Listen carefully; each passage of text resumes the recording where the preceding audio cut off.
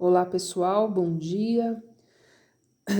Nós vamos falar hoje ainda sobre a aula 3 e 4 da apostila Aprender Sempre, que é a apostila azul que vocês têm.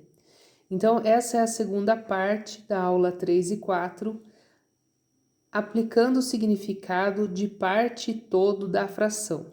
A segunda parte dos exercícios que vocês vão resolver, que é de 6 a 9, vai falar sobre razão. E eu montei aqui para vocês 3 exemplos a respeito daqueles exercícios que tem lá na apostila que vocês vão fazer. Então, primeiro vamos falar sobre razão. Quando comparamos duas medidas ou duas quantidades por meio de uma divisão, o quociente, que é o resultado da divisão, é chamado de razão. Então, quociente é o resultado da divisão, tá? Esse quociente também é chamado de razão. Então, o primeiro exemplo.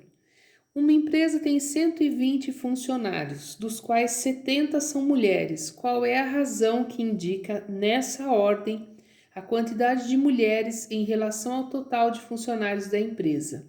Então, prestem atenção, são 70 mulheres e 120 funcionários. Então, nós vamos montar uma razão, uma fração.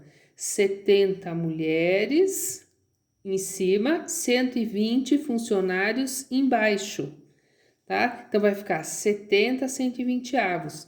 Presta atenção que eu consigo reduzir esta fração. Então, 70 dividido por 10, 7. 120 dividido por 10, 12. Tá? E aqui nós terminamos esse exercício. Prestem atenção na hora de montar a razão, na hora de montar esta fração. Olha, está dizendo qual é a razão que indica nessa ordem a quantidade de mulheres, olha, em relação ao total de funcionários. Então, mulheres em cima, funcionários embaixo, certo?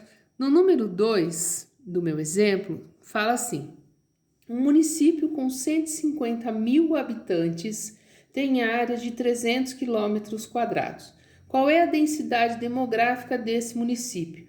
A densidade demográfica eu vou fazer dividindo o número de habitantes pela área. Então, ó, densidade demográfica é igual a 150 mil habitantes dividido pela área, que é 300 quilômetros quadrados. Aí nós vamos dividir, dá para cortar aqui, e vai ficar 500 habitantes por quilômetros quadrados. Então, esse aqui é a densidade demográfica, tá? Então, eu vou dividir o número de habitantes pela área do município. E tem um outro exemplo aqui que diz assim: o salário de Cláudio é de R$ 2.000 e ele gasta 2/5 para comprar comida para todos os seus animais. Quantos reais ele gasta com os animais e quantos reais ainda sobram para Cláudio? Tem duas perguntas no mesmo problema. Primeiro, tem que saber quanto que ele gasta com a comida dos animais. Então, ele ganha R$ 2.000. Ele gasta 2/5. A primeira coisa que eu tenho que fazer é calcular 2/5 de 2.000. Eu vou fazer 2.000 vezes 2, 4.000, dividido por 5, que vai dar 800.